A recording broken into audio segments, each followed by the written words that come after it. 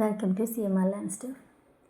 കഴിഞ്ഞ ക്ലാസ്സിൽ 16th സെഞ്ച്വറിയുടെ അവസാനത്തിൽ ഉണ്ടായിട്ടുള്ള ഒരു ഗ്രൂപ്പ് ഓഫ് ഡ്രമാറ്റിസ്റ്റ് യൂണിവേഴ്സിറ്റീസ്, അവരുടെ ആരൊക്കെയാണ് മേജർ ഡ്രമാറ്റിസ്റ്റ് യൂണിവേഴ്സിറ്റീസ് എന്ന് പറയുന്ന ഗ്രൂപ്പിൽ ഉൾപ്പെടുന്ന മേജർ ഡ്രമാറ്റിസ്റ്റ് ആരൊക്കെയാണ്, ഏതൊക്കെയാണ് അവരുടെ ഫേമസ് ആയിട്ടുള്ള വർക്കുകൾ, അവരുടെ സ്റ്റൈൽ എങ്ങനെയായിരുന്നു, അതേപോലെ ടെക്നിക്സിൽ അവർ യൂസ് ചെയ്ത ടെക്നിക്സിൽ എന്തൊക്കെയാണ്, ഒരു ഡ്രാമയിലേക്കുള്ള അവരുടെ കോൺട്രിബ്യൂഷൻസ് എന്തൊക്കെയാണ്, എന്തെല്ലാം മാറ്റങ്ങളാണ് അവരിലൂടെ ഡ്രാമയിൽ വന്നിട്ടുള്ളത്, ഇത്തരം കാര്യങ്ങളെക്കുറിച്ചായിരുന്നു നമ്മൾ പറഞ്ഞിട്ടുണ്ടായിരുന്നത്.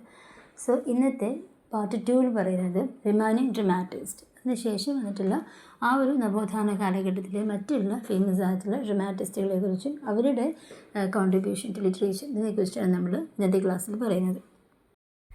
സോ ക്ലാസ് സ്റ്റാർട്ട് ചെയ്യുന്നതിന് മുമ്പ് ഒരു കാര്യം, നിങ്ങൾ ആദ്യമായിട്ട് വീഡിയോ കാണുന്നവരുണ്ടായിരിക്കാം, അതുപോലെ 1-2 വീഡിയോസ് മാത്രം നോട്ട് ചെയ്ത് പോയവരുണ്ടായിരിക്കാം, സബ്സ്ക്രൈബ് ചെയ്യാണ്ട് കാണുന്നവരുണ്ട്. അപ്പോൾ നിങ്ങൾ എക്സാമിൻ്റെ മുന്നേ റെഗുലറായി സിസ്റ്റമാറ്റിക്കായി ഫോളോ ചെയ്യാൻ താല്പര്യമുള്ളവരാണെങ്കിൽ ഇതിനകത്തൊരു കമ്മ്യൂണിറ്റി ഗ്രൂപ്പിൻ്റെ ലിങ്ക് ഷെയർ ചെയ്തിട്ടുണ്ട്. അതിനകത്ത് ജോയിൻ ചെയ്ത് സബ്സ്ക്രൈബ് ചെയ്ത് ലൈക്ക് ചെയ്ത് കാണാൻ ശ്രമിക്കുക. ഓരോ 1-2 യൂണിറ്റ്സുകൾ കംപ്ലീറ്റ് ആയതിനു ശേഷം മിക്കപ്പോഴും അതിനകത്ത് ചില റിവിഷൻ സീരീസൊക്കെ ഞാൻ കൊടുക്കാറുണ്ട്. മീൻസ് എക്സാമിന് മുന്നേ നിങ്ങൾക്ക് കുറച്ചും കൂടി തരവായി മാറാനും അതുപോലെ എക്സാം വളരെ ഈസിയായി ഹാൻഡിൽ ചെയ്യാനും ഒക്കെ സഹായിക്കുന്ന കുറച്ച് ടിപ്സുകളൊക്കെ അതിനകത്ത് കൊടുക്കാറുണ്ട്. സോ ഓരോ ടോപ്പിക്സുകൾ കംപ്ലീറ്റ് ആകുമ്പോഴും അല്ലെങ്കിൽ ഓരോ യൂണിറ്റ് കംപ്ലീറ്റ് ആകുന്ന സമയത്തും അതിൻ്റെ റിവിഷനിലൂടെ പോകുന്ന രീതിയിലേക്ക് അങ്ങനെ മുന്നോട്ട് പോകാൻ നിങ്ങൾക്ക് താല്പര്യമുണ്ടെങ്കിൽ അതിനകത്ത് ജോയിൻ ചെയ്തിട്ട് സബ്സ്ക്രൈബ് ചെയ്ത് ലൈക്ക് ചെയ്ത് കാണാൻ ശ്രമിക്കാം. സോ നെക്സ്റ്റ് നമ്മൾ നോക്കുന്നത് ഡ്രാമ സെക്ഷനിൽ റിമൈനിങ് ഡ്രമാറ്റിസ്റ്റിനെ കുറിച്ചാണ്. First one Ben Johnson. So Ben Johnson English renaissance കാലഘട്ടത്തിൽ ഡ്രാമയിൽ ഒരുപാട് മാറ്റങ്ങൾ കൊണ്ടുവന്നിട്ടുള്ള ഫേമസ് ആയിട്ടുള്ള ഒരു ഡ്രമാറ്റിസ്റ്റാണ് ബെൻ ജോൺസൺ. ബെൻ ജോൺസൻ്റെ ഒരു റൈറ്റിംഗ് സ്റ്റൈൽ അല്ലെങ്കിൽ അദ്ദേഹത്തിൻ്റെ ഒരു രീതി എന്ന് പറയുന്നത് ബെൻ ജോൺസൻ്റെ തന്നെ സമകാലികരിൽ ഫേമസ് ആയിട്ടുള്ള വില്യം ഷേക്സ്പിയർ ഉൾപ്പെടെയുള്ള ഒരുപാട് ഡ്രമാറ്റിസ്റ്റുകളൊക്കെ ഫോളോ ചെയ്തിരുന്ന രീതി ഉണ്ടായിരുന്നു. അതായത് റൊമാൻറ്റിക് ആയിട്ടുള്ള അല്ലെങ്കിൽ ഫാൻറ്റസി ആയിട്ടുള്ള കുറേ കാര്യങ്ങളൊക്കെയാണ് അവർ പ്രസൻറ്റ് ചെയ്യാനും അവർ എഴുതാനൊക്കെ ശ്രമിച്ചിരുന്നത്. ആ ഒരു രീതിയായിരുന്നു അവർ ഫോളോ ചെയ്തിട്ടുണ്ടായിരുന്നത്. സോ അതിൽ നിന്ന് വ്യത്യസ്തമായി വളരെ റിയലിസ്റ്റിക് ആയിട്ടുള്ള യാഥാർത്ഥ്യത്തോടു കൂടി ഉള്ള അതേപോലെ തന്നെ സ്ട്രക്ചേർഡായ വളരെ ഇൻ്റലക്റ്റ് ആയിട്ടുള്ള കാര്യങ്ങളൊക്കെ ഷെയർ ചെയ്യാൻ വേണ്ടി സമൂഹത്തിൻ്റെ മുന്നിലേക്ക് എത്തിക്കുക എന്നുള്ളതായിരുന്നു ബെൻ ജോൺസൻ്റെ ഡ്രാമയുടെ ഒരു പ്രധാനപ്പെട്ട പ്രത്യേകത എന്ന് പറയുന്നത്. അതായത് അദ്ദേഹം സൊസൈറ്റിയിൽ നടക്കുന്ന ഒരുപാട് തിന്മകളെ ഇല്ലാതാക്കാൻ അല്ലെങ്കിൽ അതിനെക്കുറിച്ച് തുറന്നു പറഞ്ഞുകൊണ്ട് അത് സമൂഹത്തിൽ ഒരു മാറ്റം കൊണ്ടുവരാൻ കഴിയും എന്ന രീതിയിലാണ് അദ്ദേഹം ഡ്രാമയെ ഉയർത്തിക്കൊണ്ടുവരാൻ ശ്രമിച്ചിട്ടുണ്ടായിരുന്നത്. So Ben Jonson was a classicist, moralist and drama reformer. Classicist means ഇപ്പോൾ പഴയ കാലത്ത് ആൻഷ്യൻ്റ് ഗ്രീക്ക് റോമൻ സാഹിത്യകൃതികളും അവയുടെ സംസ്കാരം അവരുടെ കല എന്നിവയൊക്കെ ഫോളോ ചെയ്തിട്ട് അല്ലെങ്കിൽ അതിൽ കൂടുതൽ പ്രാവീണ്യമുള്ള ആളുകളെയാണ് നമ്മൾ ക്ലാസിസിസ്റ്റ് എന്ന് പറയുക. So he was a classicist and moralist. Moralist means ഇപ്പോൾ ഒരു strong opinion of right or wrong, ഇപ്പോൾ ഒരു ശരി എന്താണ് തെറ്റെന്താണെന്ന് വ്യക്തമായിട്ടുള്ള ധാരണയില്ല, അതിനു വേണ്ടി പ്രവർത്തിക്കുന്ന ഒരാൾ. അതുപോലെ ഡ്രാമ റിഫോമർ, ഇപ്പോൾ ഡ്രാമയിൽ തന്നെ മുന്നേ ഉണ്ടായിരുന്ന രീതികളെ മാറ്റിയിട്ട് പുതിയ കാഴ്ചപ്പാടുകളിലൂടെ ഡ്രാമയെ അവതരിപ്പിക്കുന്ന ഒരാൾ. അപ്പോൾ ആ രീതിയിലൊക്കെ അദ്ദേഹം വളരെയധികം ഫേമസ് ആണ്. So he was a classicist, moralist and drama reformer. മാത്രമല്ല he satirise human passions, greed, lust, ambition. അപ്പോൾ അദ്ദേഹം ഡ്രാമയെ പലപ്പോഴും ഉപയോഗപ്പെടുത്തിയിരിക്കുന്നത് സമൂഹത്തിലെ ഓരോ മനുഷ്യരുടെയും വ്യക്തിത്വത്തിലുണ്ടാകുന്ന മാറ്റങ്ങളെ തുറന്നു കാണിക്കാനും അതുവഴി അത് ചിലപ്പോൾ ഹാസ്യപരമായിട്ട് തന്നെ ആയിരിക്കും അല്ലെങ്കിൽ ആക്ഷേപഹാസ്യത്തിലൂടെ ആയിരിക്കും, കളിയാക്കൽ തന്നെയാണ്, പക്ഷെ അതിലൂടെ കുറേ ആളുകൾക്ക് അവരുടെ എന്തെല്ലാം മാറ്റങ്ങളാണ് നമ്മുടെ ജീവിതത്തിൽ വരുന്നത് അല്ലെങ്കിൽ ആ സമൂഹത്തിൽ എന്തെല്ലാം മാറ്റങ്ങളാണ് ഒരു വ്യക്തിക്ക് ഉണ്ടാക്കുന്നത് അല്ലെങ്കിൽ വ്യക്തിക്ക് ഉണ്ടാകേണ്ടത് എന്നുള്ള കുറേ കാര്യങ്ങളൊക്കെ അദ്ദേഹം പ്രസൻറ്റ് ചെയ്യുന്നതും ഈ ഡ്രാമയിലൂടെയാണ്. സോ അദ്ദേഹത്തിൻ്റെ ഫേമസ് ആയിട്ടുള്ള വർക്ക്സിലാണ് Volpone, the Alchemist and Bartholomew Fair. അപ്പോൾ ഇതെല്ലാം എക്സ്പോസ് ചെയ്യുന്നത് ഫോളി ആൻഡ് വൈസസ് മീൻസ് ഒരു വ്യക്തിയുടെ അല്ലെങ്കിൽ സമൂഹത്തിൻ്റെ ഫൂളിഷ്നെസ് അല്ലെങ്കിൽ ലാക്ക് ഓഫ് അണ്ടർസ്റ്റാൻഡിങ്, കാര്യങ്ങളെ വ്യക്തതയിൽ മനസ്സിലാക്കാത്തതിൻ്റെ ഭാവം, അതേപോലെ തന്നെ ഒരുപാട് ഇമ്മോറൽ അല്ലെങ്കിൽ കറപ്റ്റ് ബിഹേവിയർ. ഇപ്പോൾ സമൂഹത്തിൽ ഒരാൾ മോഡലായി മാറേണ്ട രീതിയിൽ മാറിയിട്ട് സമൂഹത്തിന് ഒരു ഉപകാരമല്ലാത്ത രീതിയിൽ പ്രവർത്തിക്കുന്ന മനുഷ്യരുടെ വ്യക്തിത്വം, അതിനെക്കുറിച്ചൊക്കെ തന്നെയാണ് അദ്ദേഹം മിക്കപ്പോഴും ഇതിലൂടെ തുറന്നു കാണിക്കാൻ വേണ്ടി ശ്രമിക്കുന്നത്. അതായത് moral defects of A behaviour. So അതുകൊണ്ട് തന്നെ മിക്കപ്പോഴും അദ്ദേഹത്തിൻ്റെ വർക്ക്സിൻ്റെ ഒക്കെ മെയിൻ തീംസ് ആയിട്ട് എടുത്ത് പറയുന്നത് his works critic social follows. മിക്കപ്പോഴും അദ്ദേഹത്തിൻ്റെ വർക്കുകൾ സമൂഹത്തിൻ്റെ ഇതുപോലെയുള്ള തെറ്റായ ധാരണകൾ അല്ലെങ്കിൽ ഫ്യൂളിഷ്നെസ്സിനെയാണ് വിമർശിച്ചുകൊണ്ട് തന്നെയാണ് എഴുതുന്നത്. അങ്ങനെയുള്ള തീംസുകളാണ് കൂടുതലായിട്ടും അദ്ദേഹം എഴുതുന്നത്. So which emphasising humanities propensity for greed and foolishness. While his mask glorifies the course, virtue and order. അതിനകത്ത് മാസ്കിനെ കുറിച്ച് പറയുന്നുണ്ട്. അതായത് അദ്ദേഹത്തിൻ്റെ മിക്ക ഡ്രാമകളും പ്രസൻറ്റ് ചെയ്യുന്നത് കൂടുതലായിട്ടും സമൂഹത്തിലെ ഫുളിഷ്നെസ്സിനെ കുറിച്ചൊക്കെയാണ് എക്സ്പോസ് ചെയ്യുന്നത്, തീംസായിട്ട് ഉപയോഗിക്കുന്നത്. എന്നിരുന്നാലും അദ്ദേഹത്തിൻ്റെ മാസ്ക് എന്ന് പറഞ്ഞിട്ടുണ്ടെങ്കിൽ ഈ കോട്ടിനകത്ത് മാത്രം പെർഫോം ചെയ്യുന്ന, അതായത് കുറച്ച് മ്യൂസിക്കും അതുപോലെ തന്നെ ഡാൻസും അങ്ങനെയുള്ള എല്ലാം കൂടി ചേർന്നിട്ടുള്ളൊരു പെർഫോമൻസാണ്. അത് കോട്ടിനകത്ത് മാത്രം പെർഫോം ചെയ്യുന്ന ഒരു രീതി, അതിൽ അദ്ദേഹം ഫേമസ് ആണ്. അപ്പോൾ അതിനകത്ത് പക്ഷേ തീം കൊടുക്കുന്നത് glorify the codes virtue and order. ആ കോട്ടിനകത്തുള്ള വെർച്യു ആൻഡ് ഓർഡറിനെ കൂടുതലായിട്ടും തുറന്ന് കാണിക്കുന്ന രീതിയിലാണ്. അതേസമയം മറ്റുള്ള ഡ്രാമകളുടെ ഒരു മെയിൻ തീംസായിട്ട് എടുത്ത് പറയുന്നത് സൊസൈറ്റിയിൽ തന്നെ ഫോളോവേഴ്സിനെ കുറിച്ച് ഫുളിഷ്നെസ്സിനെ കുറിച്ചൊക്കെയാണ് അദ്ദേഹം കൂടുതലായിട്ടും തീംസായിട്ട് യൂസ് ചെയ്യുന്നത്. സോ ബെൻ ജോൺസനെ കുറിച്ച് പറയുമ്പോൾ എടുത്തു പറയേണ്ട മറ്റൊരു പ്രധാനപ്പെട്ട കാര്യമാണ് അദ്ദേഹം ഡെവലപ്പ് ചെയ്തെടുത്തിട്ടുള്ള comedy of humours. It's a type of drama, ഒരു ഡ്രാമ ടൈപ്പാണത്. അപ്പോൾ അതിന് അതിൻ്റേതായിട്ടുള്ള കുറേ ക്യാരക്ടറിസ്റ്റിക്സ് ഉണ്ടായിരിക്കും, കുറേ രീതികളുണ്ടായിരിക്കും. ആ ഒരു ഫോമിൽ അദ്ദേഹം എഴുതിയിട്ടുള്ള വർക്കുകളിനെ കുറിച്ച് മനസ്സിലാക്കണം. പക്ഷെ അതിന് മുന്നേ ഈ കോമഡി ഓഫ് ഹ്യൂമേഴ്സ് എന്ന് പറയുന്ന അദ്ദേഹത്തിൻ്റെ ആ രീതി, അങ്ങനെ ഒരു കാര്യത്തിലേക്ക് എത്തുന്നതിന് മുന്നേ നമുക്ക് ഒരു തിയറിയെക്കുറിച്ച് മനസ്സിലാക്കേണ്ടതായിട്ടുണ്ട്. അപ്പോൾ ഈ തിയറി നിങ്ങളുടെ ടെക്സ്റ്റ് ബുക്കിനകത്ത് അത്ര ഡീറ്റെയിൽ ആയിട്ട് നമ്മൾ പഠിക്കേണ്ടതില്ല. പക്ഷേ കോമഡി ഓഫ് ഹ്യൂമേഴ്സ് മനസ്സിലാക്കുമ്പോൾ അതുമായി കണക്ട് ചെയ്തിട്ട് മനസ്സിലാക്കേണ്ട ഒരു ചെറിയ കാര്യം ഞാൻ ആദ്യം പറഞ്ഞുതരാം. സോ നമ്മൾ ആദ്യം പറയുന്നത് ഒരു തിയറിയെക്കുറിച്ചാണ്. മീൻസ് ഇതിനകത്ത് പറയുന്നൊരു കാര്യം, മനുഷ്യ ശരീരത്തിലെ 4 പ്രധാനപ്പെട്ട ദ്രാവകങ്ങൾ നമുക്കറിയാം. Blood, plum, yellow bile, black bile. 4 ദ്രാവകങ്ങൾ നമുക്ക് എല്ലാവർക്കും അറിയുന്ന കാര്യമാണ്. അപ്പോൾ ഇവയുടെ ഏറ്റക്കുറച്ചിലുകൾ ഒരു മനുഷ്യൻ്റെ ആരോഗ്യത്തെയും സ്വഭാവത്തെയും സ്വാധീനിക്കുന്നുണ്ട് എന്നൊരു തിയറി മുന്നേ തന്നെ നിലനിന്നിരുന്നു. അതിനകത്തൊരു 4 ഹ്യൂമേഴ്സ് തിയറി, അതിനകത്ത് പറയുന്ന 4 പ്രധാനപ്പെട്ട അവസ്ഥകളുണ്ട്. ഫസ്റ്റ് വൺ സാങ്ക്വിൻ, അതായത് ഒരാളുടെ ശരീരത്തിൽ ബ്ലഡ് അധികമുള്ള അവസ്ഥയാണ് സാങ്ക്വിൻ എന്ന് പറയുക. അതുപോലെ ഫ്ലമാറ്റിക് എന്ന് പറയുന്നത് ഫ്ലം അധികമുള്ള അവസ്ഥ. അതുപോലെ കോളറിക്, യെല്ലോ ബൈൽ അധികമുള്ള ആളുകൾ. അതുപോലെ മെലങ്കോളിക് എന്നാൽ ബ്ലാക്ക് ബൈൽ അധികമുള്ള ആളുകൾ. അപ്പോൾ ഈ ഒരു 4 അവസ്ഥകളുണ്ട്. അപ്പോൾ അതിനകത്ത് ഓരോ അവസ്ഥകളും ഓരോന്നുമായിട്ടാണ് കണക്റ്റഡ് ആണ്. അപ്പോൾ സാങ്ക്വിൻ എന്ന് പറയുന്ന ഒരാൾക്ക് ബ്ലഡ് അധികമുള്ള അവസ്ഥ, അയാൾക്ക് കൂടുതൽ സന്തോഷവാനായി കാണപ്പെടുന്നു.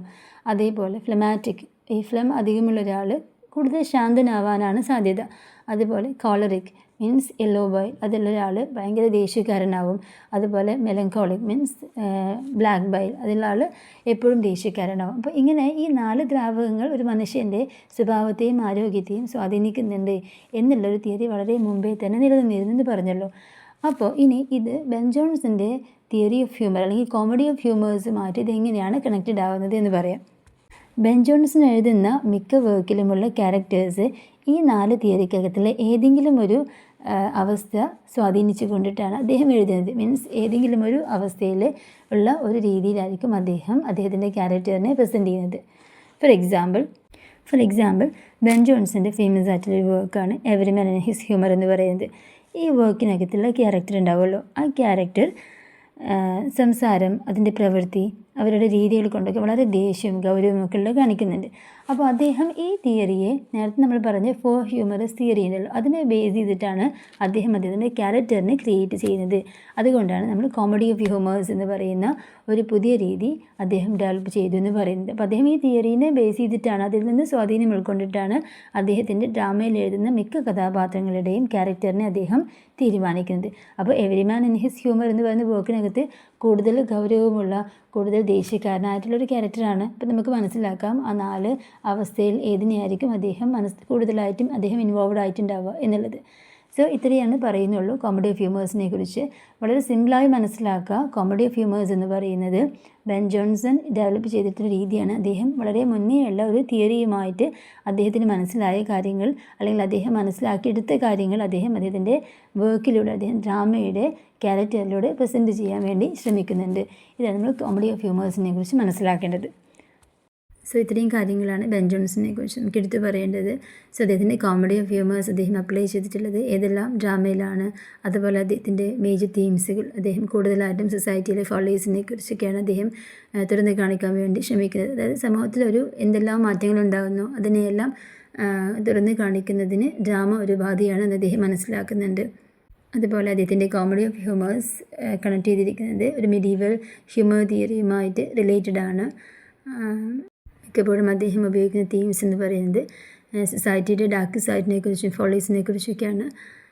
പിന്നെ അദ്ദേഹത്തിൻ്റെ ഇൻവെൻഷൻ ഓഫ് മാസ്ക് മീൻസ് ഒരു കോർട്ട് പ്രസൻറ്റേഷനാണ്. കോർട്ടിൽ പ്രസൻറ്റ് ചെയ്യുന്ന മ്യൂസിക് വിത്ത് പെർഫോമൻസ് ഒരു രീതിയാണ് മാസ്ക് എന്ന് പറയുന്നത്.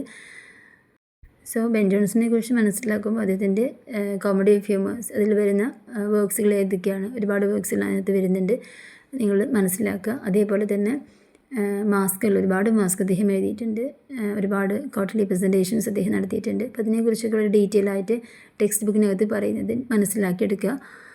സോ ഇത്രയും കാര്യങ്ങളാണ് ബെൻ ജോൺസനെ കുറിച്ച് നമ്മൾ അറിയുന്നത്. Next one, John Webster. So John Webster, famous dramatist, is known for two revenge plays, The White Devil and The Duchess of Malfi. So revenge പ്ലേസിനെ കുറിച്ച് നമ്മൾ മുന്നേ പറഞ്ഞിട്ടുണ്ടായിരുന്നു. ക്ലാസിക്കൽ ഇൻഫ്ലുവൻസ് ആണ്. അതുപോലെ തന്നെ ഇപ്പോൾ ക്ലാസിക്കൽ ട്രാജഡീസിനൊക്കെ സ്വാധീനിച്ചുകൊണ്ട് ഇംഗ്ലീഷിലേക്ക് വന്നിട്ടുള്ള രീതിയാണ്. അത് മാത്രമല്ല കൂടുതലായിട്ടും ghost appearance, super natural elements, അതുപോലെ പെർഫോമൻസ് ആണെങ്കിൽ ഓഡിയൻസിനെ വളരെ ക്യൂരിയോസിറ്റിയോട് കൂടി ഇരുത്തുന്ന ആ ഒരു ടൈപ്പ് ഓഫ് ഡ്രാമാസാണ് റിവെഞ്ച് പ്ലേസ് എന്ന് പറയുന്നത്. സോ ജോൺ വെബ്സ്റ്ററിൻ്റെ ഫേമസ് ആയിട്ടുള്ള റിവെഞ്ച് പ്ലേസ് ആണ് the white devil and the duchess of മാൽഫി.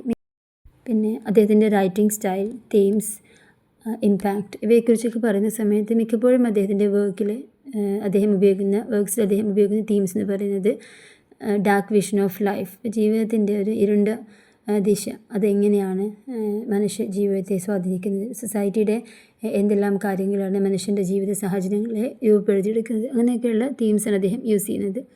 സ്റ്റൈലിനെ കുറിച്ച് പറയുമ്പോൾ he focuses on theoretically effective scenes. ഇപ്പോൾ പ്രസൻറ്റേഷനൊക്കെ ആണെങ്കിൽ വളരെ തിയറിറ്റിക്കലി ഇഫക്റ്റീവ് സീൻസ് അദ്ദേഹം യൂസ് ചെയ്യുന്നുണ്ട്. മീൻസ് ഒരുപാട് ഫിലോസഫിക്കലായിട്ടുള്ള കാര്യങ്ങൾ അദ്ദേഹം അല്ലെങ്കിൽ പോയറ്റിക്കലി അല്ലെങ്കിൽ ഫിലോസഫിക്കലായിട്ടുള്ള കാര്യങ്ങൾ അദ്ദേഹം കൂടുതലായിട്ട് ഉൾപ്പെടുത്തുന്നുണ്ട്. നമുക്ക് വായിക്കുന്ന സമയത്തോ അല്ലെങ്കിൽ പെർഫോമൻസ് സമയത്തോ കുറച്ച് കൂടുതലായിട്ടും ചിന്തിപ്പിക്കുന്ന കാര്യങ്ങൾ അദ്ദേഹം ഉൾപ്പെടുത്തുന്നുണ്ട്. അതുപോലെ അദ്ദേഹത്തിൻ്റെ ഒരു കോൺസെപ്റ്റാണ് ജീവിതം എന്ന് പറയുന്നത് മിക്കപ്പോഴും വളരെ കറപ്റ്റാണ്, മേഴ്സിലെസ് ആണ്. അങ്ങനെയുള്ള വളരെ ചിന്തിപ്പിക്കുന്ന, മനസ്സിലാക്കുന്ന ഒരുപാട് തിയറീസൊക്കെ ഉൾപ്പെടുത്തിയിട്ടൊക്കെയാണ് അദ്ദേഹം ഒരു തിയറിറ്റിക്കൽ പോയിൻ്റ് ഓഫ് വ്യൂവിലാണ് അദ്ദേഹം പ്രസൻറ്റേഷൻ അല്ലെങ്കിൽ അദ്ദേഹത്തിൻ്റെ ഡ്രാമകളെ അദ്ദേഹം നമുക്ക് നോക്കിക്കാണാൻ പറ്റുന്നത്. സോ നെക്സ്റ്റ് ഫേമസ് ആയിട്ടുള്ള ടു ഡ്രമാറ്റിസ്റ്റാണ് ബ്യൂമണ്ട് ആൻഡ് ഫ്ലെച്ചർ എന്ന് പറയുന്നത്. ഇവർ രണ്ടുപേരും കൊളാബറേറ്റ് ചെയ്ത് എഴുതിയിട്ടുള്ള, ഒരുമിച്ച് എഴുതിയിട്ടുള്ള ഒരുപാട് വർക്ക്സുകളുണ്ട്. ഇവരുടെ രണ്ടുപേരുടെയും ഈ ജോയിൻറ്റ് ടാലൻറ്റ് നമുക്ക് അവരുടെ ട്രാജി കോമഡിയിലും അതുപോലെ ട്രാജഡിയിലുമൊക്കെ കാണാൻ പറ്റും. മിക്കപ്പോഴും വില്യം ഷേക്സ്പിയറിൻ്റെ വർക്കുമായിട്ട് ഒരുപാട് കമ്പാരിസണൊക്കെ ഉണ്ട്. ഫേമസ് ആയിട്ടുള്ളൊരു ട്രാജി കോമഡിയാണ് Philaster, which explores themes of love and loyalty in a complex plot. Means വളരെ കോംപ്ലെക്സ് ആയിട്ടുള്ളൊരു പ്ലോട്ട് സ്ട്രക്ചറാണ് അതിനകത്ത് ഉപയോഗിച്ചിരിക്കുന്ന തീംസ് എന്ന് പറയുന്നത് themes of love and loyalty. ഇപ്പോൾ വിശ്വാസ്യത, അതുപോലെ പ്രണയം, അതിനെയൊക്കെ ചേർത്ത് വെച്ചിട്ട് എഴുതിയിട്ടുള്ള വളരെ കോംപ്ലെക്സ് പ്ലോട്ട് സ്ട്രക്ചറിൽ എഴുതിയിട്ടുള്ളൊരു വർക്കാണ് ഫിലാസ്റ്റർ, ഒരു ട്രാജി കോമഡി. ദെൻ അവരുടെ ഫേമസ് ആയിട്ടുള്ള ഒരു ട്രാജഡിയാണ് the Maid's Tragedy. Then next one A King and No King, ഒരു ഹൈ ഫ്ലോൺ സെൻറ്റിമെൻറ്റ്സിനും ഇമോഷൻസിനൊക്കെ പ്രാധാന്യം കൊടുത്ത് എഴുതിയിട്ടുള്ള വർക്കാണ് A King and No King എന്ന് പറയുന്നത്. ഇവരുടെ ഡ്രമാറ്റിക് സ്റ്റൈലിനെ കുറിച്ച് പറയുന്ന സമയത്ത് the focusing on artificial courtly life and intense passion. മിക്കപ്പോഴും വളരെ ആർട്ടിഫിഷ്യൽ ആയിട്ടുള്ള ഒരു രാജകീയ ജീവിതത്തെക്കുറിച്ചും അതുപോലെ തന്നെ വളരെ ഇൻറ്റൻസ് പാഷനെ കുറിച്ചൊക്കെയാണ് ഇവർ മിക്കപ്പോഴും എടുക്കുന്ന തീംസ്. അവരുടെ ഒരു ഡ്രമാറ്റിക് സ്റ്റൈൽ അങ്ങനെയാണ്. അതുപോലെ വളരെ ഇൻട്രിക്കേറ്റ് ആയിട്ടുള്ള സങ്കീർണമായിട്ടുള്ള പ്ലോട്ട് സ്ട്രക്ചർ ആയിരിക്കും, സിമ്പിളായിരിക്കില്ല. ഒരുപാട് കാര്യങ്ങൾ ഇങ്ങനെ കഥയിലൂടെ ആവിഷ്കരിക്കുന്ന, ഒരുപാട് കാര്യങ്ങൾ പറയുന്ന, അങ്ങനെ ക്ലൈമാക്സിലേക്ക് എത്തുന്ന രീതിയായിരിക്കും വളരെ ഇൻട്രിക്കേറ്റ് ആയിട്ടുള്ള പ്ലോട്ട് സ്ട്രക്ചർ ഉണ്ടാവുക. അത് വളരെ സമർത്ഥമായി വെൽ കണ്ടക്റ്റഡ് ആയിട്ട് തന്നെ അവർ അവതരിപ്പിച്ചിട്ടുണ്ടായിരിക്കും. മാത്രമല്ല ഇങ്ങനെയൊക്കെ ആണെങ്കിലും ഒരുപാട് ഈസ്തറ്റിക് ക്വാളിറ്റീസ് ഉണ്ട്. നമുക്ക് വായിക്കുന്നവർക്ക് മനസ്സിലാക്കാവുന്ന രീതിയിലുള്ള വളരെ ഭംഗിയായിട്ടുള്ള അവതരണ രീതിയും അവരുടെ ഒരു ഡ്രമാറ്റിക് സ്റ്റൈലാണ്. ഇപ്പോൾ വില്യം ഷേക്സ്പിയറുമായിട്ട് ഇവരുടെ വർക്ക് കമ്പയർ ചെയ്യുന്ന സമയത്ത് അത്രയധികം ഉയരത്തിലൊന്നുമല്ല എങ്കിൽ കൂടിയിട്ടും ഒരുപാട് യുണീക്ക് വേർച്യൂസ് രണ്ടുപേർക്കും പരസ്പരം എടുത്തു പറയാനാവുന്ന ഒരുപാട് കാര്യങ്ങൾ അതിനകത്ത് പോസിറ്റീവായിട്ടുള്ള കാര്യങ്ങളുണ്ടായിരിക്കും. ഇപ്പോൾ ഷേക്സ്പിയറുമായിട്ട് കമ്പയർ ചെയ്യുന്ന സമയത്ത് മിക്കപ്പോഴും പറയുന്ന ഒരു കാര്യമാണ് ഇവരുടെ വർക്ക് എന്ന് പറയുന്നത് ലൈഫ്ലെസ് ആണ്, ലാക്കിംഗ് ഡെപ്ത്, അങ്ങനെ ഒരു രീതി എടുത്തു പറയുന്നുണ്ട്. ഷേക്സ്പിയറിൻ്റെ വർക്കുമായിട്ട് കമ്പയർ ചെയ്യുന്ന സമയത്ത് ഒരുപാട് കാര്യങ്ങളുണ്ട്. എല്ലാം ഷേക്സ്പിയറിൻ്റെ അത്ര അല്ലെങ്കിൽ മറ്റുള്ള ഒരാളുമായി കമ്പയർ ചെയ്യുമ്പോൾ അത്രയും പ്രൊഫൗണ്ടായ രീതിയിലൊന്നല്ല, എന്നാലും ഒരുപാട് പോസിറ്റീവായ കാര്യങ്ങൾ എടുത്തു പറയാവുന്നതുണ്ട്. അതുപോലെ തന്നെ നെഗറ്റീവായ കാര്യങ്ങളും ഉണ്ട്. അപ്പോൾ മിക്കപ്പോഴും ഷേക്സ്പിയറുമായിട്ട് കമ്പയർ ചെയ്യാവുന്നതാണ് എന്ന് പറയുന്നത് വില്യം ഷേക്സ്പിയറിനെ പോലെ ഫേമസ് ആയിട്ടുള്ള ഒരു ഡ്രമാറ്റിസ്റ്റിനെ, ഒരു ഗ്രേറ്റ് ഡ്രമാറ്റിസ്റ്റിൻ്റെ വർക്കുമായിട്ട് കമ്പയർ ചെയ്യുക എന്ന് പറയുമ്പോൾ ഇവരുടെ വർക്കിൻ്റെ പ്രാധാന്യത്തെക്കുറിച്ചാണ് പറയുന്നത് എന്ന് മാത്രം. പിന്നെ ഇവരുടെ ഒരു ഫേമസ് ആയിട്ടുള്ളൊരു പാസ്റ്ററൽ പ്ലേ ആണ് ദ ഫെയ്ത്ത്ഫുൾ ഷെഫേർഡ്സ് എന്ന് പറയുന്നത്. ഈ ഫെയ്ത്ത്ഫുൾ ഷെഫേർഡ്സ് എന്ന് പറയുന്ന വർക്ക് ഒരു പാസ്റ്ററൽ പ്ലേ ആണ്. ഈ പാസ്റ്ററൽ പ്ലേയുടെ ഇമ്പോർട്ടൻസ് എന്താണെന്ന് ഇത് മുന്നേ നമ്മൾ പറഞ്ഞിട്ടുണ്ടായിരുന്നു. പാസ്റ്ററൽ പോയിട്രീനെ കുറിച്ചൊക്കെ പറഞ്ഞ് അതിനകത്ത് വിശദീകരിച്ചിട്ടുണ്ട്. സോ ഇതിനകത്തും ഒരു കോംപ്ലിക്കേറ്റഡ് ആയിട്ടുള്ള ലവ് പ്ലോട്ടാണ് കൊടുത്തിട്ടുള്ളത്. സോ നമ്മൾ മനസ്സിലാക്കിയത് ബ്ലൂമോണ്ട് ആൻഡ് ഫ്ലെച്ച് എന്ന് പറയുന്ന 2 ഫേമസ് ഡ്രമാറ്റിസ്റ്റുകളും അവരുടെ ജോയിൻറ്റ് പബ്ലിക്കേഷനും ഇതൊക്കെയാണ്. അവരുടെ ജോയിൻറ്റ് പബ്ലിക്കേഷൻസ് ഏതൊക്കെയായിരുന്നു, അതുപോലെ തന്നെ എന്താണ് അവരുടെ ഷേക്സ്പിയറുമായിട്ട് കമ്പയർ ചെയ്യുമ്പോഴുള്ള മെയിൻ ഡിഫറൻസ് എന്തൊക്കെയാണ്, കുറച്ചും കൂടി ഡീറ്റെയിൽ ആയിട്ട് നിങ്ങളത് ടെക്സ്റ്റിൽ വായിച്ച് മനസ്സിലാക്കണം. അതുപോലെ ഫേമസ് ആയിട്ടുള്ള വർക്കുകൾ ഏതൊക്കെയാണ്, എന്തായിരുന്നു അവരുടെ ഡ്രമാറ്റിക് സ്റ്റൈലിൻ്റെ ക്വാളിറ്റീസ് എന്തൊക്കെയാണ്, ഇത്രയും കാര്യങ്ങളാണ് നമ്മൾ പറഞ്ഞിട്ടുണ്ടായിരുന്നത്. Next one Philip Massinger and his famous comedy A New Way to Pay Old Debts, and his tragedy The Roman Actor, and his classical play The Maids of Honor. ഇത്രയും പ്രധാനപ്പെട്ട 3 വർക്കിനെ കുറിച്ച് ആദ്യം എടുത്ത് പറയുന്നുണ്ട്. പിന്നീട് അദ്ദേഹത്തിൻ്റെ ഡ്രമാറ്റിക് സ്റ്റൈലിനെ കുറിച്ച് പറയുന്ന സമയത്ത് അദ്ദേഹത്തിൻ്റെ ഡ്രമാറ്റിക് സ്റ്റൈലിനെ കുറിച്ച് എടുത്ത് പറയുമ്പോൾ ബെൻ ജോൺസൻ്റെയും ഫ്ലെച്ചറിൻ്റെയും ഒക്കെ ഡ്രമാറ്റിക് എലമെൻസുമായിട്ട് ഒരു ജോയിൻ്റ് ആയിട്ടുള്ളൊരു കണക്ഷൻ, അല്ലെങ്കിൽ അവർ രണ്ടുപേരുടെയും ഡ്രാമയിലുള്ള ചില കാര്യങ്ങളൊക്കെ ഇദ്ദേഹത്തിൻ്റെ വർക്കിനകത്ത് നമുക്ക് മനസ്സിലാക്കാൻ പറ്റാവുന്നതാണ്. അവർ യൂസ് ചെയ്തിരുന്ന കുറച്ച് കാര്യങ്ങൾ ഇദ്ദേഹം കൂടുതലായിട്ടും കമ്പൈൻ ചെയ്തിട്ടാണ് ഇദ്ദേഹത്തിൻ്റെ ഡ്രാമയുടെ ഒരു സ്റ്റൈൽ എന്ന് പറയുന്നത്, ഡ്രമാറ്റിക് സ്റ്റൈൽ എന്ന് പറയുന്നത്. ഇനി അദ്ദേഹത്തിൻ്റെ വർക്ക്സിൻ്റെ തീംസിനെ കുറിച്ചും അദ്ദേഹത്തിൻ്റെ കാഴ്ചപ്പാടുകളെക്കുറിച്ചും ഒക്കെ എടുത്ത് പറയുമ്പോൾ he used plays to propagate his ideas on religion and politics. കൂടുതലും റിലീജിയൻ അതുപോലെ പൊളിറ്റിക്സ് ഇതിനൊക്കെ ഉള്ള അദ്ദേഹത്തിൻ്റെ കാഴ്ചപ്പാടുകളെ വ്യക്തമാക്കുക എന്നുള്ളതാണ് മിക്കപ്പോഴും അദ്ദേഹം എടുക്കുന്ന തീംസ് എന്ന് പറയുന്നത്. അതിനാണ് അദ്ദേഹം ഡ്രാമ യൂസ് ചെയ്യുന്നത്. And had strong views voice through characters. അതായത് ക്യാരക്ടേഴ്സിലൂടെ തന്നെ അദ്ദേഹത്തിൻ്റെ അഭിപ്രായങ്ങൾ അദ്ദേഹം കൊണ്ടുവരും. മെയിനായിട്ടും അദ്ദേഹം ഡ്രാമയെ യൂസ് ചെയ്യുന്നതിനാണ്. അദ്ദേഹത്തിൻ്റെ views on religion, views on politics ഇതെല്ലാം കാണിക്കുന്നത് അദ്ദേഹത്തിൻ്റെ ഡ്രാമയിലൂടെയാണ്. ഡ്രാമയുടെ കഥാപാത്രങ്ങളിലൂടെയാണ് അദ്ദേഹം ശബ്ദമുയർത്തുന്നത്. സോ നമ്മൾ ലാസ്റ്റ് പറയുന്നത് തോമസ് ഡെക്കറിനെ കുറിച്ചാണ്. He was an optimistic play writer, അതായത് ശുഭാപ്തി വിശ്വാസമുള്ള ഒരു റൈറ്റർ. മിക്കപ്പോഴും ഇദ്ദേഹത്തിൻ്റെ വർക്കിനെ കുറിച്ച് പറയുന്ന സമയത്ത് ജോൺ മാസ്റ്റർ എന്ന് പറയുന്ന ഫേമസ് ആയിട്ടുള്ള മറ്റൊരു റൈറ്ററിൻ്റെ റൈറ്റിംഗ് സ്റ്റൈലുമായിട്ട് കോൺട്രാസ്റ്റ് ആണെന്ന് പറയുന്നുണ്ട്. മീൻസ് മാസ്റ്ററിൻ്റെ വർക്കിൽ എപ്പോഴും ഒരു പെസിമിസ്റ്റിക് വ്യൂ ആണ്, അതായത് അശുഭാപ്തി വിശ്വാസമുള്ള രീതിയിലുള്ള ഒരു പ്രസൻറ്റേഷനാണ് അദ്ദേഹത്തിൻ്റെ വർക്കിൻ്റെ പ്രത്യേകത. അതിൽ നിന്നും കുറച്ച് വ്യത്യാസമായിട്ട് അതിൽ നിന്ന് ഒരുപാട് വ്യത്യാസമായിട്ട് തന്നെ ഇദ്ദേഹത്തിൻ്റെ റൈറ്റിംഗ് സ്റ്റൈൽ എന്ന് പറയുന്നത് ഒപ്റ്റിമിസ്റ്റിക് ആണ്, അതായത് ശുഭാപ്തി വിശ്വാസത്തോട് കൂടിയിട്ടാണ് അദ്ദേഹം എഴുതുന്നത്. അങ്ങനെ ഒരു കമ്പാരിസൺ നമുക്ക് എടുത്തു പറയാവുന്നതാണ്. His notable plays including the Shoemakers' Holiday. It's a realistic depiction of a craftsman inspired by Delaunay. Then The Honest Whore. So അപ്പോൾ ഇവ രണ്ടുമാണ് അതിൻ്റെ ഫേമസ് ആയിട്ടുള്ള 2 വർക്ക്സുകൾ. ഇദ്ദേഹത്തിൻ്റെ ഡ്രമാറ്റിക് സ്റ്റൈൽ എന്ന് പറയുന്നത് കൂടുതലും റിയലിസം, അതായത് റിയലിസ്റ്റിക് യാഥാർത്ഥ്യത്തിന് കൂടുതൽ പ്രാധാന്യം കൊടുത്തിട്ടാണ് അദ്ദേഹം എഴുതുന്നത്. അതായത് ഇമാജിനേഷനേക്കാൾ കൂടുതൽ യാഥാർത്ഥ്യത്തെ പ്രാധാന്യം കൊടുത്തിട്ടാണ് അദ്ദേഹം എഴുതുന്നത്. പലപ്പോഴും ഫീമെയിൽ ക്യാരക്ടേഴ്സിന് പ്രാധാന്യം കൊടുക്കുന്നുണ്ട്. അതുപോലെ തന്നെ സമൂഹത്തിലെ തന്നെ എല്ലാ തട്ടിലുമുള്ള ജനങ്ങളുടെ ഫീലിങ്സിനെ മനസ്സിലാക്കാൻ കഴിയുന്ന രീതിയിൽ അദ്ദേഹം എഴുതുകയും എപ്പോഴും ഒരു ശുഭാപ്തി വിശ്വാസം നൽകുന്ന രീതിയിൽ മനുഷ്യ ജീവിതത്തിനെ എങ്ങനെയെല്ലാം നോക്കിക്കാണണമെന്ന് അദ്ദേഹത്തിൻ്റെ വർക്കിലൂടെ നമുക്ക് വായിച്ചു കഴിഞ്ഞാൽ മനസ്സിലാക്കാവുന്നതേ ഉള്ളൂ. അതുകൊണ്ടാണ് അദ്ദേഹം ഒരു ഒപ്റ്റിമിസ്റ്റിക് പ്ലേ റൈറ്റ് എന്ന് നമ്മൾ പറയുന്നത്. മാത്രമല്ല റിയലിസം മാത്രമല്ല, combines realistic and romantic elements like Robert green. നമ്മൾ യൂണിവേഴ്സിറ്റി വിറ്റ്സൊക്കെ പറയുന്ന സമയത്ത് റോബർട്ട് ഗ്രീനിനെ കുറിച്ചൊക്കെ പറഞ്ഞിട്ടുണ്ടായിരുന്നു. സോ അദ്ദേഹത്തിൻ്റെ റൈറ്റിംഗ് സ്റ്റൈലാണത്. അതുപോലെ തന്നെയാണ് ഇദ്ദേഹവും കമ്പൈൻസ് റിയലിസ്റ്റിക് ആൻഡ് റൊമാൻറ്റിക് എലമെൻറ്റ്സിനെയും അതുപോലെ റിയലിസ്റ്റിക് എലമെൻറ്റ്സും കമ്പൈൻ ചെയ്തിട്ടാണ് അദ്ദേഹം എഴുതാറുള്ളത്. മിക്കപ്പോഴും ഒരു ലിറിക്കൽ ഗിഫ്റ്റ്, മീൻസ് ഒരു മ്യൂസിക്കൽ എലമെൻറ്റ്സ് അദ്ദേഹത്തിൻ്റെ വർക്കിൻ്റെ മറ്റൊരു സ്പെഷ്യാലിറ്റിയാണ്. പിന്നെ ഫീമെയിൽ ക്യാരക്ടേഴ്സിനെയൊക്കെ പ്രസൻറ്റ് ചെയ്യുന്ന രീതി പറയുന്നത് വളരെ ഡെലിക്കേസി ആൻഡ് സിമ്പതി രീതിയിലാണ് പ്രസൻറ്റ് ചെയ്യുന്നത്. അതുപോലെ തന്നെ മെയിൽ ക്യാരക്ടേഴ്സിനെ drawn from insight and warmth, വളരെ ഉൾക്കാഴ്ചയുള്ള വളരെ എന്താ പറയുക ഒരു ഊഷ്മളമായ രീതിയിലുള്ള പ്രസൻറ്റേഷൻ മെയിൽ ക്യാരക്ടേഴ്സിന്. അതുപോലെ കരുണയുടെയും സിമ്പതിയുടെയും പ്രതീകമായി ഫീമെയിൽ ക്യാരക്ടേഴ്സിനെ അവർ പ്രസൻറ്റ് ചെയ്യുന്നുണ്ട്. തീർച്ചയായിട്ടും അദ്ദേഹത്തിൻ്റെ പോസിറ്റീവായ കാര്യങ്ങൾ നമ്മളെടുത്ത് പറയുമ്പോൾ അതിന് ലിമിറ്റേഷൻസ് ഉണ്ടായിരിക്കും. അദ്ദേഹത്തിൻ്റെ വർക്ക്സിന് അതിൻ്റേതായ ലിമിറ്റേഷൻസ് ഉണ്ടായിരിക്കും. So his plays are ill constructed with coarseness and licentiousness. Means ഒരു പരുക്കനായ രീതിയിലാണ്, ഒരു പരുക്കമായ രീതിയിലാണ് അദ്ദേഹം അത് കൊടുക്കാറുള്ളത്. സോ അതുപോലെ അദ്ദേഹത്തിൻ്റെ ലിമിറ്റേഷൻസ് ആയിട്ട് എടുത്ത് പറയുന്നത് his plays are ill constructed with coarseness and licentiousness. Means മിക്കപ്പോഴും ഒരു പരുക്കനായ രീതിയിൽ അവതരിപ്പിക്കപ്പെടുന്ന ഒരു ശൈലി അദ്ദേഹത്തിനുണ്ട്. അതുപോലെ not ranked with greatest playwright despite merits. ഇപ്പോൾ നമ്മൾ മുന്നേയുള്ള റൈറ്റേഴ്സിനെ കുറിച്ച് പറയുമ്പോൾ വില്യം ഷേക്സ്പിയറിനെ പോലെ ഫേമസ് ആയിട്ടില്ല, അല്ലെങ്കിൽ അവരുടെ വർക്കുമായിട്ട് കമ്പയർ ചെയ്യാൻ മാത്രം പ്രാധാന്യമുള്ള റൈറ്റേഴ്സ് എന്നൊക്കെ പറഞ്ഞിരുന്നല്ലോ. അപ്പം അതുപോലെ ഒരു ഫേമസ് ആയിട്ടില്ല, സമകാലികർ ഫേമസ് ആയിട്ടുള്ള മറ്റൊരു പ്രധാനപ്പെട്ട എഴുത്തുകാരുമായി കമ്പയർ ചെയ്യാൻ മാത്രമുള്ള മെറിറ്റൊന്നും അദ്ദേഹത്തിന് ഇല്ല എന്നും പറയപ്പെടുന്നുണ്ട്. സോ കഴിഞ്ഞ ക്ലാസ്സിലും ഈ ഒരു ക്ലാസ്സുമായിട്ട് നമ്മൾ കംപ്ലീറ്റ് ആക്കിയത് ഡ്രാമ സെക്ഷൻ ആയിരുന്നു. അതിനകത്ത് ആദ്യത്തെ പാർട്ടിൽ യൂണിവേഴ്സിറ്റി വിറ്റ്സിനെ കുറിച്ചും സെക്കൻഡ് പാർട്ടിൽ റിമൈനിങ് ഫേമസ് ഡ്രാമാറ്റിക്സിനെ കുറിച്ചും നമ്മൾ പറഞ്ഞത്. ഓരോ റൈറ്റേഴ്സും അവരുടെ രീതികളും അവരുടെ റൈറ്റിംഗ് സ്റ്റൈൽ, അവരുടെ ഡെവലപ്മെൻറ്റ്സ് അല്ലെങ്കിൽ ഡ്രാമയിലേക്കുള്ള അവരുടെ കോൺട്രിബ്യൂഷൻസ് എങ്ങനെയാണ് സമൂഹവുമായി അവരുമായി കണക്റ്റായി പോകുന്നത്, ഇത്തരം കാര്യങ്ങളൊക്കെയാണ് നമ്മൾ പ്രധാനമായിട്ടും പറഞ്ഞിട്ടുണ്ടായിരുന്നത്. സോ ഡീറ്റെയിൽ ആയിട്ടുള്ള കാര്യങ്ങൾ, വളരെ ഇമ്പോർട്ടൻ്റ് ആയിട്ടുള്ള കാര്യങ്ങൾ ഇതിനകത്ത് പോയിൻ്റ് ഔട്ട് ചെയ്തിട്ടുണ്ട്. അത് നിങ്ങൾ മനസ്സിലാക്കുക. പ്ലസ് കൂടുതൽ എക്സ്പ്ലനേഷൻസ് ടെക്സ്റ്റ് വഴി നിങ്ങൾ മനസ്സിലാക്കുക. ഇനി എന്തെങ്കിലും ഡൗട്ട്സുകൾ ഉണ്ടെങ്കിൽ കമൻസിലൂടെ പറയുക. സബ്സ്ക്രൈബ് ചെയ്ത് ലൈക്ക് ചെയ്ത് കാണാൻ ശ്രമിക്കുക. Thank you so much.